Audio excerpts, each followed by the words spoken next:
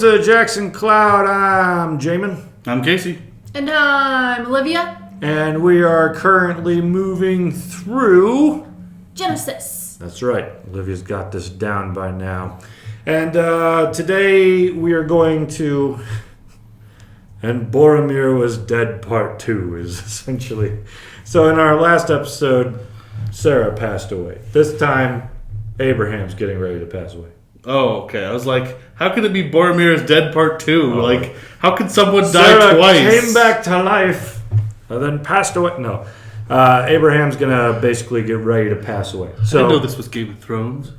Jamin, did you lose your wedding ring, or has your wedding ring always been the one ring? The one ring to rule them all?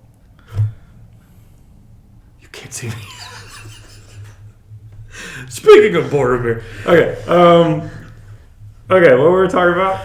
Abraham passed away, right? Yes. My fingers get fat in the summer, thank you. And this is bigger, so I just put this on and rule everything at the same time. Okay,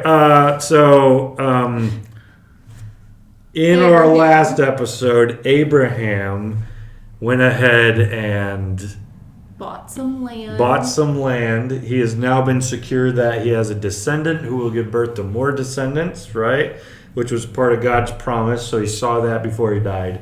And when he bought this land for Sarah's grave in the last episode, he now saw the promise that he will inherit the land of Canaan and his descendants would inherit it through this last kind of act before he dies, because Sarah's grave has been bought legally in the land of Canaan. Abraham now owns some land of Canaan.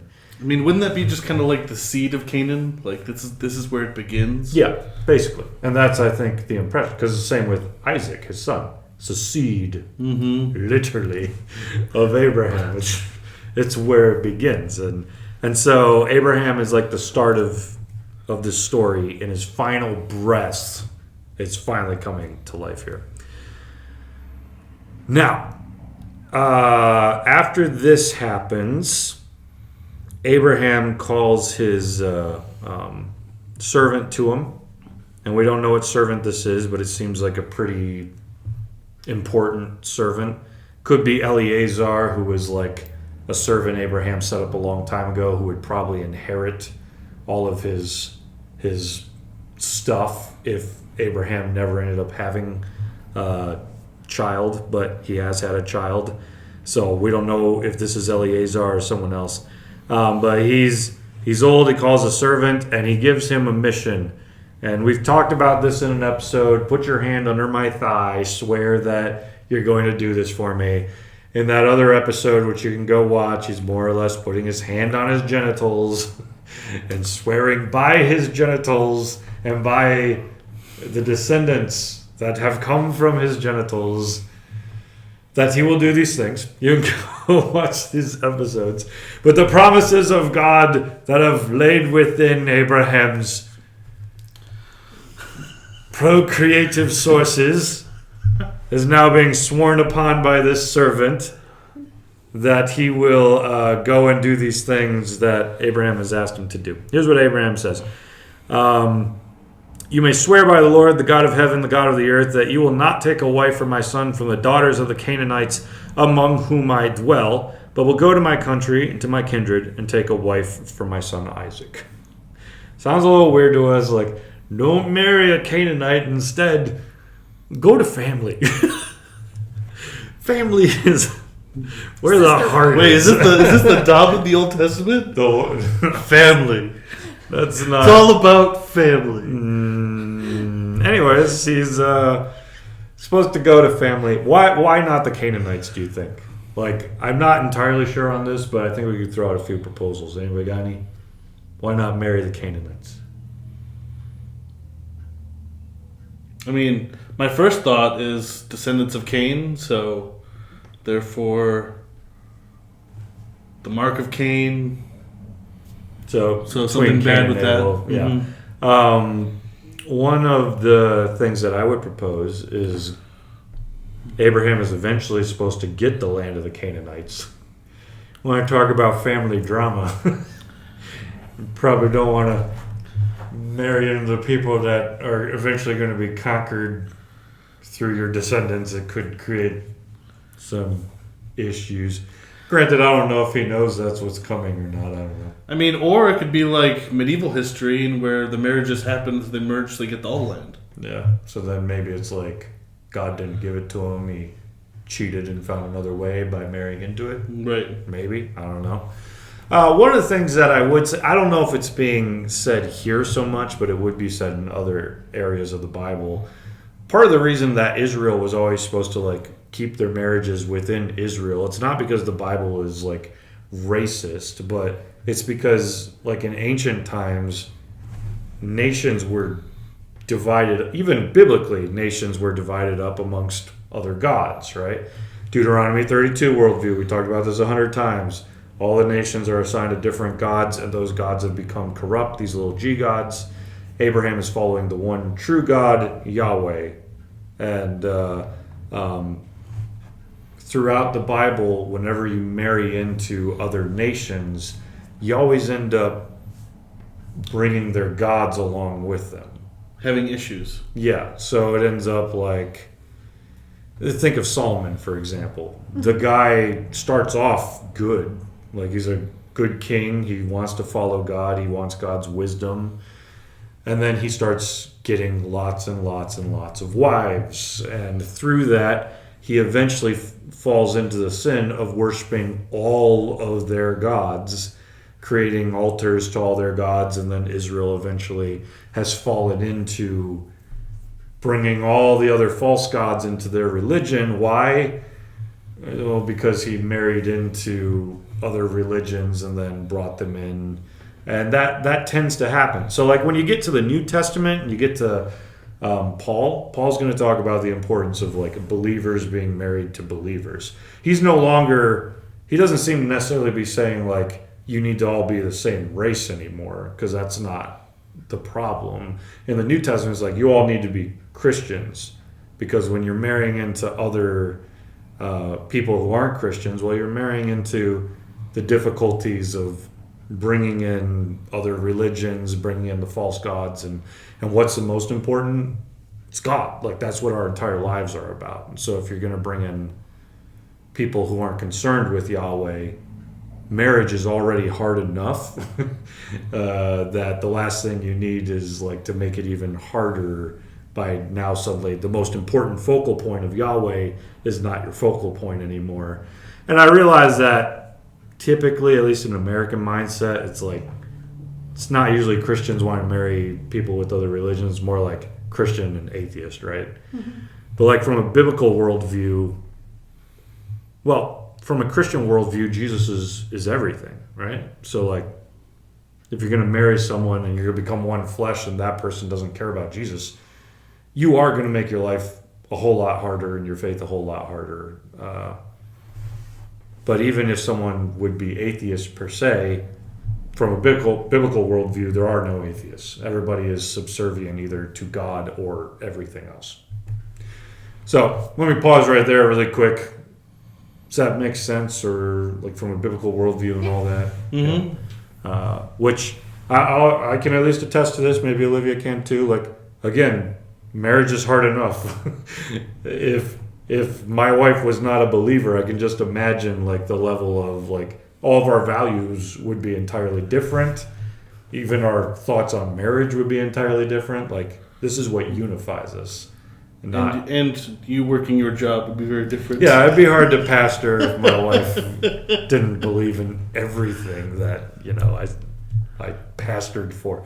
So, anyways, the Bible is not racist when it comes to like, no, don't marry other people outside of Israel. No, the idea was like we stay within the faith. These are the covenant people of Yahweh, and we don't want to bring the false gods into this mix and give our lives over to all these other things, which Israel is going to do over and over and over and over again. So they're living proof that you will, things get muddy when that happens. So anyways, I just want to stop there for a minute and help people not see, like, racism was not the point here.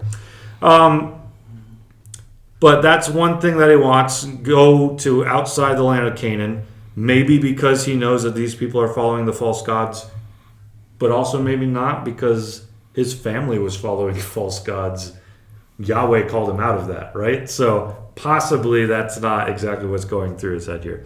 Either way, he goes to family. Family takes a wife for his son Isaac. And the servant says, "Perhaps the woman may not be willing to follow me to this land. Must I then take your son back to the land from which you came?" And this would be outside of Canaan, right? Go back to Mesopotamia, go back to home.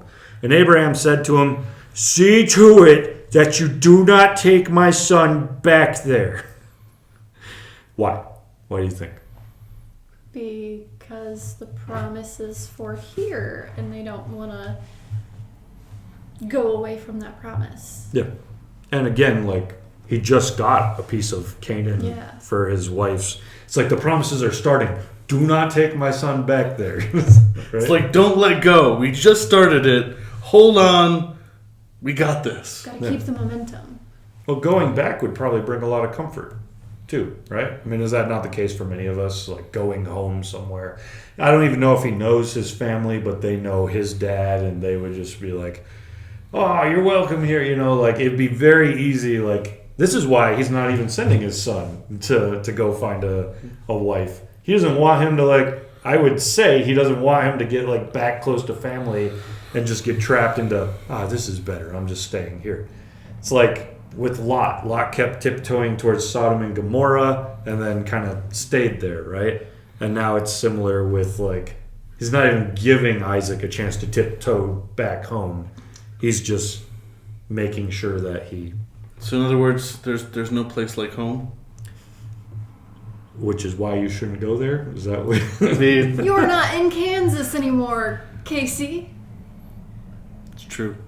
Are we just telling more Casey jokes now? I mean, He made the I made a Wizard of Oz joke. Wizard of Oz So joke. she responded So I'm making the 'cause- Wizard of Oz joke because he used to live in Kansas. Well, Chimmy Chin Chin. That is not the Wizard of Oz. Oh. No, Isn't that Mary Poppins? Yeah. Chim Chimmery? Yeah, okay. All right, so this is your fault. You've thrown us off again. See to it that you do not take my son back there. The Lord, the God of heaven, who took me from my father's house and from the land of my kindred, who spoke to me and swore to me, to your offspring I will give this land. So right there is all part of the reason don't go back there. The promises are here, not there. He will send his angel before you, and you shall take a wife for my son from there. But if the woman is not willing to follow you, then you will be free from this oath of mine. Only you must not take my son back there. Is that the third time he's been like, Yeah, so don't do it? It's pretty clear. Like, no, leave the temptation out of here. Maybe he knows his family's just a very absorbing kind of family, you know? Oh, welcome, stay a while, forever. You know, whatever the case may be. Well, forever. Oh, you don't have a wife? Well, I know a girl in the village. Perfect for you. Abraham's also had like a lot of prosperity in his time, so like maybe the family's like, ooh, rich guy's coming home. Like let's get, you know, whatever the case may be. Abraham seems pretty clear. Like, I'm using my servant. You're gonna go find my son a wife. But what's interesting here, we get this weird. This is like two complete opposite sides of the spectrum. On one side, we're talking arranged marriage, right? Uh huh. Go Sorry. find. Yeah. Go find someone to marry my son who will make the deal, who would be willing to, you know, come back here and whatnot. So arranged marriage. It's not like Isaac has a meet cute. When he does, he's pooping. That's a different episode. We already did that one, right?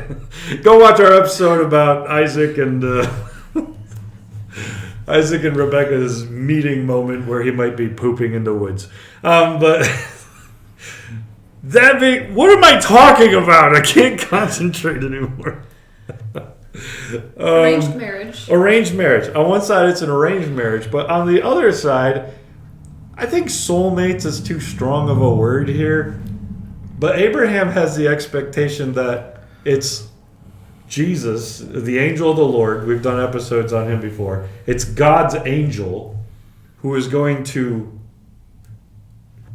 divinely set up someone to marry. So we have this kind of weird, like, arranged marriage meets soulmate moment. I don't like soulmate because I don't really think that's a thing. It's more like arranged marriage meets Divine providence. divine providence of an arranged marriage. Like it wasn't just a business deal made somewhere. It was a God Trusting in orchestrated- God's Yeah. plan. Yeah. So in the Bible, do we then have like the possibility of God setting up marriages? Like him bringing people together specifically? Yeah, we actually do. Is it like a romantic one? No, not really. But it is still there. That's not to say that like every marriage ever is divinely orchestrated. What's important to God is like, because I'm going to segue again. People get to this point of like, I don't think God meant to set us up, or I think I was supposed to marry this person, or the worst of all is, I'm married to this person, but I think God wants me to be with this person, so I'm going to leave them and marry them. All of that is like completely anti-Bible. Like Jesus's point later is going to be like, whoever you're married to is who you're married to for life. To the point that Jesus is like, we don't even recognize divorce. Like if you're divorced, no, you're not. You're still married to them. That's a pretty big extreme. So Jesus wouldn't say that, and someone just come along and be like, well, I think I married the wrong person. What would Jesus' answer be to that? You married him. You married them. You are married to them. You stay with them, right? Unless we're getting into like sexual infidelity or, other kind of infidelity that we'd be talking about as well, like abuse and whatnot. We're looking at Jesus' story, Jesus' own words into it is like, marriage is marriage, faithfulness is faithfulness, fidelity is fidelity, regardless of whether there's any divine kind of orchestration going on in the background. So if you're ever struggling with that idea of like, is it the right person or no? The answer is yes, because you're married to them. They are now the right person till death do you part. So Bible Jesus holds a very, very high standard when it comes to marriage. So anyways, this story, you've got the servant going out, and then we have, you ever prayed that God would do something so that you know if you're in the right spot? Yeah. You want to share? Or you just know you've done it? I just know I've done it. We've all done it. Like, right? I can think of other people's stories. I'm trying to think of... I mean, it's more along the kind of like, I don't remember what it was, but it was just like, all right, God, if I'm not supposed to do this, stop me. Like, kind of a thing. Yeah. Or, we've all heard the stories that I can't prove because I've only heard them of like, God, if you're real, have someone come in this building and do a handstand over by the slushes, right? We both heard that story in college. I believe God could do that. And I have to trust that the speaker wasn't making it up. And then some guy came in and did a handstand over by the slush. He was like, I don't know, I just felt like God wanted me to do that. And then left, like stories like that. Where suddenly like, okay, God has like illustrated to me in this moment that I'm on track or that he's real or something like that. Abraham said that God's angel was going to go before his servant, right? Mm-hmm. And it's not as though like the angel of the Lord is now Cupid, like, I'm going to strike this woman and she's just with my little bow and arrow and she's just instantly going to be in love. No, but the angel Abraham is hoping, since these promises are dependent upon more descendants, that this angel's going to set things up, right? So he gets there. Though Abraham does leave space that it may not happen. It could go wrong and she may not come back with him, right?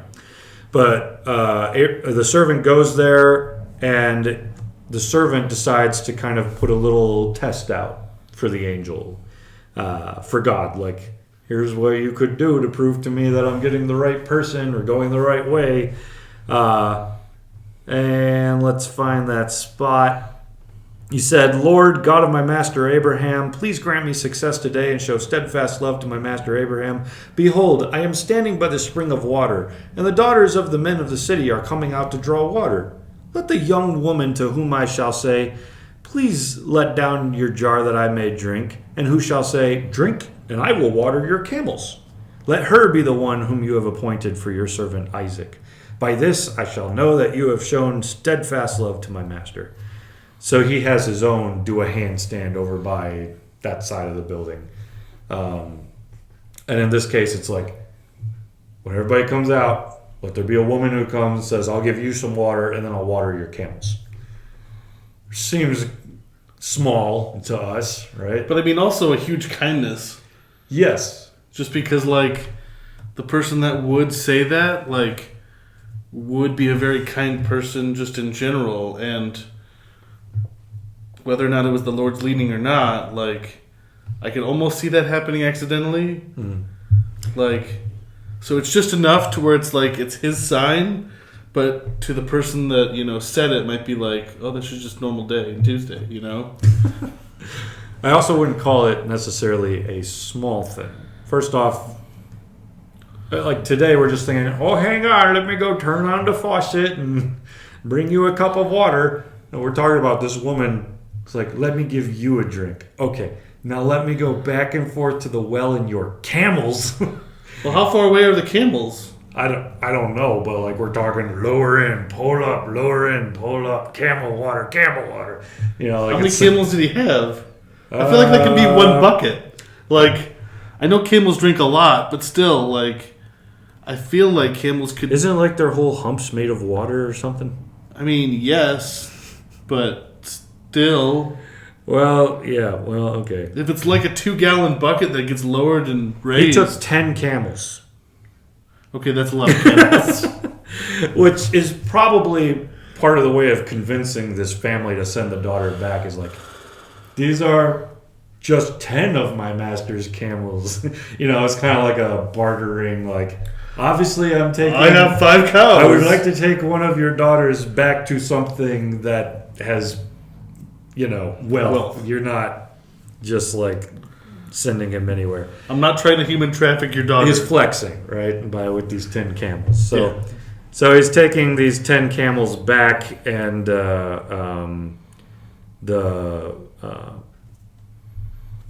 this woman is giving water to 10 camels in him. So that is pretty much a bigger deal. Now, when you're in the heat of those moments and like the prophecy has come true, you get kind of psyched, right? And you start telling everybody about it. We had this at Nerd Church just last week. Somebody had a testimony and it wasn't even fully done yet. They were just in the middle of the testimony and they just wanted to preach about it for like half an hour to like share, like, I'm in the middle of the testimony. I'm excited about what God's going to do. 40 minutes. 40 minutes. Let me just share what God is doing, right? He then gets into that. You know how the Bible repeats itself constantly? Like, there's just a lot of passages where it's like, and then let's write the whole thing all over again. This is one of those, is where the servant then goes and sits with the family, and he retells the whole story. I came today to the spring and said, O Lord, the God of my master Abraham, if you're now prospering the way that I go, behold, I am standing by a spring of water. Let the virgin comes out, draw water, to whom I say, please give me a little water from your jar to drink, and who will say to me, drink, and I will draw your camels also. Let her be the woman whom the Lord has appointed my master's son. Before I had finished speaking in my heart, behold, Rebekah came out with a water jar on her shoulder, and she went down to the spring of water, and I said to her, please let me drink. She quickly let down from her shoulder and said, drink, and I will give for your camels drink also. So I drank. She gave the camels drink also. And then I asked her, it's like, why did you just retell the whole thing? Well, he's retelling like the joy, the story. Like, can you believe the supernatural miracle? Which for many of us on the outside of the miracle are like, it's just water, bro. You know, it's like, but like, have you ever had that with someone else? Like, they know they're in the middle of a miracle, that God is doing something, and you on the outside are like, it's just water. Well, that's kind of what it... Well, they obviously, they all know, like, okay, this must be God's sign because they send their daughter back with him. But for this testimony, like, he's pumped up. He's retelling the story, not as like a, this might be a reason. No, he's like, here's the divine providence of God. So always water someone's camels because you never know what's on the other side of that story.